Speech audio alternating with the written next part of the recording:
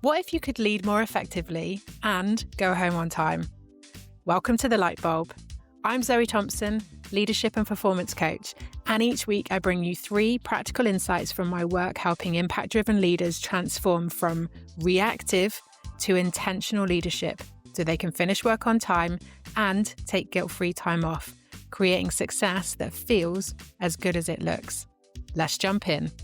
Welcome back, episode 9, and I have a belly full of Toby Carvery, the nap that I want to have right now, but I'm going to fight it because I've got 3 light bulbs for you from my week this week, and they are some good ones too. So it's been a good week. Obviously, last week I shared that my energy was a little bit off, and this week has definitely been a bit of a roller coaster.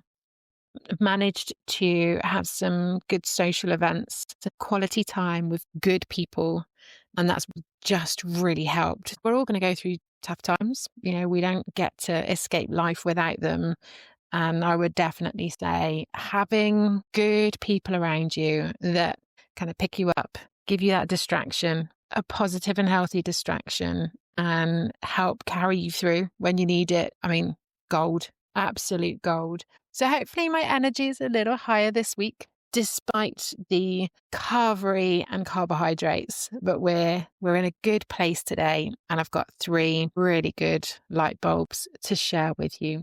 So let's get into the first one. And actually, this first one does come from the alumni call this week. So the alumni call, for those of you who don't know, is the monthly call that I have every month, funnily enough, with people who have been on the Elevate Your Efficiency Blueprint program with me.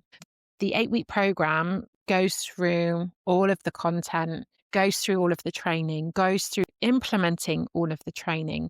But we know that showing up, keeping the momentum going, keeping that consistency is really important. So we have a monthly call the first week of every month where we all meet up online and we talk through how things are going, what's working really well, celebrate the wins, but also an opportunity to share what isn't working so that I can continue to give them that support. So the first light bulb is what came up in the alumni call this week. And actually it is around consistency. So it's now been 2 months since the last cohort program ended, and so people are getting back into their routines. It's also a funny time of year, isn't it? December. Some people are slowing down, ready for the Christmas break. Some people are trying to speed up to get everything done. So it's not the easiest of times, but actually 2 months after the program, this is where the consistency can start to waver a little bit. The people who showed up to the call, they're people who've done the program. They know what works. They've seen the results, and yet they're getting to that point where showing up and staying consistent with it is the challenge. For one of them, it was around planning. They know the planning works. They know the planning makes everything so much easier for them, but they're now struggling to do it consistently. It's easy, isn't it, in the beginning? When we find what works, it's really easy to show up and make it happen. And then sometimes we fall back into those old habits. So for one of them, it was around planning. For another, it was around how to best use the time that they've got back. So being on the program, by increasing their efficiency, they have been able to reclaim time. But what they were finding is that actually reclaiming that time for development, for strategic work is a lot harder because they still procrastinate over the stuff that's just not sexy, like business case reviews and long documents that need to be checked over. So a couple of them shared different challenges that they were working through, and consistency really was kind of the common thread amongst all of them. We talked about a structure that enables the consistency. We talked about habit stacking. For those of you that have read James Clear's Atomic Habits, he talks about habit stacking, where we can attach a new habit to an existing habit that we don't really need to think about, but also how we can create some specific triggers so that we know when this happens, this is what we do next. We can break things down into smaller bite-sized pieces. Interestingly, in the call, we talked about eating the frog. We also talked about eating the elephant. Eating the frog is the task that we just want to get done and get out of the way. But actually, sometimes it's an elephant, and sometimes we have to break that elephant down into the bite-sized pieces. And then we have to create a structure and a routine that enables us to eat the frog or eat the hearts bite by bite. We talked about how Monday mornings just aren't working for the planning, that was where originally they put it in as part of their routine, and it's just not working. Monday mornings are too busy. They're finding that other things are taking priority and they don't want that to continue to happen. We talked about moving it to a Wednesday, and the week doesn't have to start when we're planning. It doesn't have to start Monday to Friday. We can plan Wednesday to Tuesday and then plan every Wednesday. We're still going to show up and start it on a Monday, but we could do the planning midweek. We can attach that to sitting and having coffee. And actually, one of the groups shared that they have a different cup of tea when they're doing their planning. So they sit down, they make a different type of tea, and they sit down with their planning stuff. And that to them signals a trigger of this is my planning time. We talked about how to attach it to that. We talked about reward after. So if I get this done, then I can have this. Funnily enough, cake came up in the conversation. If we get the planning done, then we can have the cake as the reward after, but actually making it into more of an experience. Somebody else actually in a one-to-one session talked about planning for the week, and they talked about actually just going and sitting in a coffee shop on a Sunday and just having a nice coffee and sitting in a nice different space and having that time to plan out their week, what's important to them, what would good look like, how do they want to show up. The common theme with all of them is that they were really motivated. They wanted to make this difference. They wanted these things to happen. And so what we wanted to do is make sure that they have the routine and the structure in place so that they can just be more disciplined and show up. And when I say just, I think this is the difference between showing up when we're motivated and waiting for that feeling versus showing up because that's what we've planned to do. And that's the difference between motivation and discipline. If we're waiting to feel like we're ready for that task, that feeling might not come. So we need to be disciplined. This is the time I've allocated. This is what's going to keep me on schedule. This is the time I need to get it done. And the more we can break down those tasks so that they are in bite-sized pieces, we're not trying to eat a whole elephant, we're just trying to eat the frog. And whilst I'm very aware that I'm mixing different metaphors and stories here, I think it's really important because sometimes we don't break down that elephant, and it means that we're more likely to procrastinate because now it's a really big thing that we have to work on rather than chunking it down, allocating time to do it, creating a cue or a trigger of when we're going to do that, habit stacking it against something that we already do, and also having that reward there for when we do it, because that's going to help us to do it. It's going to give us that dopamine hit that we're going to tick the box off that is now done, but also we've got some reward in there as well. And this all falls into the routine and the structure. And the more we create that structure, the more likely we are to make it happen. And that's one of the biggest things with consistency. So if you're struggling with consistency, look at the structure that you have that is allowing and enabling you to be consistent, because quite often that is the piece that is lacking. So it does take some practice. We have to train our brains to show up when we've said we're going to show up. We have to practice for it to become permanent. And eventually this habit or this routine becomes the habit. So it might not feel like a habit at the moment because we still have to diarize it. We still have to make that commitment. We still need a cue or a trigger that tells us when it's time to do that. We still need to be disciplined to show up when we said we were going to make it happen. But eventually, when we repeat that in enough times, then it starts to become the routine for us. It starts to become that habit, and it's much easier for us to show up and to be able to do that. It was such an interesting discussion in the group call, and it was really nice to see different people were offering different suggestions of what they did and what works for them, and to see how other people were taking some of the principles of that and saying, oh, okay, I could take that bit and do this, and that would work really well for me. So that was the first light bulb. Second light bulb, what your team actually values and why you need to ask and not guess. So this is for those of you who've got a team and you're looking at how to reward and recognize your team and their contribution. So we know that work is tough. And actually, as leaders, we can put a lot of pressure or demand or set high expectations in terms of what we want our teams to deliver on and how we want our teams to perform. And setting something up that is that reward and recognition for them is really important to a lot of leaders. What often happens is that we don't spend a lot of time asking what our teams value. And when we don't ask what they value, then quite often we will make our own assumptions based off of what we value to come up with rewards and ways to recognize great performance and great delivery. This is what came up in a client session this week. So the client was talking about how they wanted to reward and recognize their team who've been working really hard. It's peak season for them. And they were talking through how they wanted to reward their teams. And it's quite a big team. And they were talking about how there are multiple ways that they might be able to set something up and how the challenge was making everybody happy. Ultimately, we can't make everybody happy. We were talking about whether it's a gym membership, whether it's flexible hours, whether it's cash bonuses.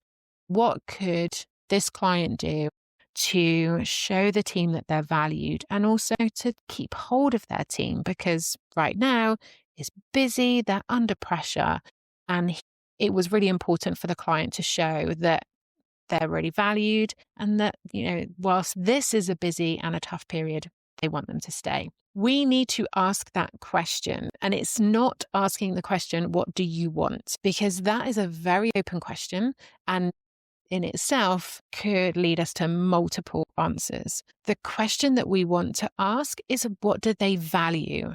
Do they value time? Do they value energy? Do they value money? When we know what they value, then we can look at what would meet that value. And then we can look at, as a leader or as a company, how best to reward that. We can change the question around so that we're asking what makes you want to stay rather than what specific benefits are you looking for. So if we ask 10 people what makes you want to stay, then we're probably going to find some common themes in the answers rather than asking the question, what is it that you want? What benefits do you want? In which case we might have 10 different answers. We also need to be very aware that sometimes when there's that power dynamic that we might not get the answers that we're looking for because people will hold back on sharing what they really think. Finding the opportunities for the teams to be able to feed that back, whether that's through an independent person or whether it's through having a suggestion box where people can drop that in, will help you to get that information that you're looking for. The questions to ask: what makes you stay? What's most challenging for you? What would make your working life better? We can look at asking them those very open questions. Ultimately, what we want to find out is, what do they value? And when we can understand what they value, then we can look at how we can give them that recognition and potentially those rewards, or we can make their work life better so that we do retain our staff. And our staff are our biggest investment, regardless of the size of the company that you're working in. So we want to make sure that for the highest return on our investment, we want them to stay. We want staff retention. And actually, it says a huge amount around your company culture if you have staff who stay. So not only do we want high-performing teams, we want high-performing teams that want to stay. So finding ways to show that we value them and also help them to feel valued, because sometimes that's the disconnect, is really important. My third light bulb: the pattern that returns when you know better, but still do it anyway. I think this probably links in a little bit to what we talked about in episode 8. And it is that difficult middle bit during change, but we have to recognize when that pattern is starting to creep in. So I do think this links a little bit to the first light bulb in this episode as well. I'm repeating myself to a point because this is what comes up time and time again. And I would be very surprised if there is anyone listening to this that this doesn't resonate with them because we find this, whether this is personally or professionally, ultimately our brains want us to return to what we know. It wants us to return to what is familiar. So this came up in a client session this week, recognizing the patterns of behavior, that actually as individuals, a lot of us will thrive under pressure. A lot of us love the pressure. We love high demand. We love being pushed to see what our potential is. It doesn't necessarily mean that that's what the rest of our team's like. So we need to be very careful, recognizing our own patterns of behavior and where that might be showing up in the way that we lead and where we might be putting our teams into an environment that is comfortable and familiar for us, but isn't helpful for them. So our capacity management, the work that we say yes to, the way that we show up, the way that we push our own potential, we know that works for us because that's what we do and that's why we keep doing it. However, if we keep doing this for our team, then potentially we are forcing our team into an environment that is uncomfortable for them. It's not sustainable for them. So we have to recognize our own pattern repetitions. We have to recognize where we can see patterns in our own behavior that is having a negative impact. And that might be a negative impact for us as an individual. It may well be a negative impact for our team. So we have to recognize that pattern repetition. Knowing the problem isn't going to fix it. We have to address what drives that pattern of behavior. What is the belief that drives that behavior? So we need to understand ourselves and we need to challenge that and we need to work on changing that so that it doesn't have that negative impact on the people that we lead. It probably has an impact on us as well, but we're probably going to fight through that. We're probably going to find ways to be able to cope with that because we're very familiar with it. It's a problem that we've had for a little while. So we're probably very good at being able to resolve that because it's our problem. When we are showing up in a way that passes that problem on to the teams that we lead, then we're creating another problem on top of that. So thinking about our own patterns and thinking about where those patterns of behavior are showing up, where they're showing up in our leadership and where they're showing up in how we lead that is now having an impact on other people. So there's a gap between what we know and what we do. And that's where the transformation happens. So if we go back to the first Lightbulb, the alumni, they know that planning works, but they're not doing it consistently. And where they don't do the planning consistently, it can have a negative impact on their team because they're not planning ahead, which means they're not communicating, which means they're not delegating in good time, which means they're not leading either efficiently or effectively.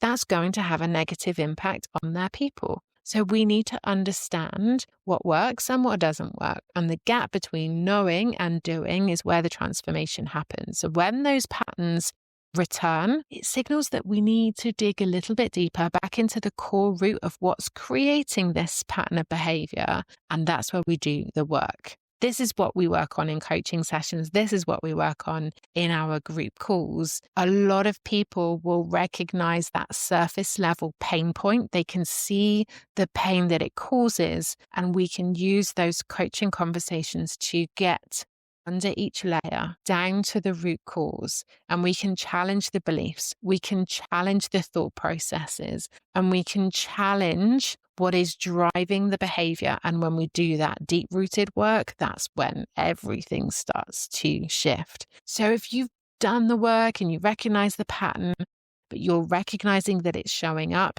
there's a strong possibility that the work that you've done has not gone deep enough into the root cause. And if we want to really shift it, we have to do the work into our beliefs, into that subconscious. That's where we really need to dig it up from the root if we're going to make those changes sustainable and long term. And we definitely want to do that when we're in a position of influence because it has an impact, not just on us, but on other people too. Okay, those are my 3 light bulbs for this week. There's lots in there. perhaps a little bit longer than usual, but I think there's a lot of value in that. If you've got questions, feel free to reach out and ask. Hopefully some light bulbs in there for you too. And those are your 3 takeaways for this week. Before you go, ask yourself, what's my light bulb moment from this? And now that I know what I know, what will I do differently? Choose one action, however small, and commit to it. That's how overwhelmed and reactive becomes aligned and intentional. Don't forget to subscribe, and I'll see you next week on the next episode of The Lightbulb.